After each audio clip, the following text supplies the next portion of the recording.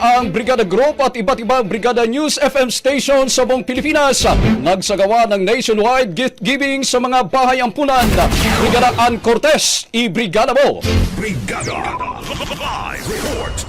Ikinasa ngayong araw ng Brigada Group ang malawakan nitong pagbisita at maging gift-giving sa iba't ibang bahay ampunan sa bansa. Aktibong lumawak dito ang mga istasyon ng Brigada News FM mula Luzon, Visayas at maging Mindanao. Ang gift-giving na ito na pinangalan ng Kaarawan at Pasasalamat ay isang paraan ng pasasalamat ni Brigada Vice Chairman Yelcy Catulpos para sa kanyang kaarawan ngayong araw. Tinataya ng mga abot sa humigit kumulang 600 beneficiaries ang nahatiran ng regalo ngayong araw.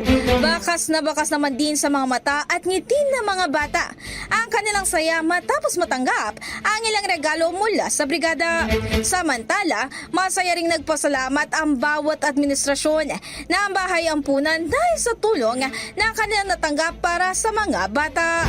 Ang inisyatibong ito ay bahagi pa rin ng commitment ng Brigada Group na in the heart of changing lives para maabot ang mas marami pang nangangailangan.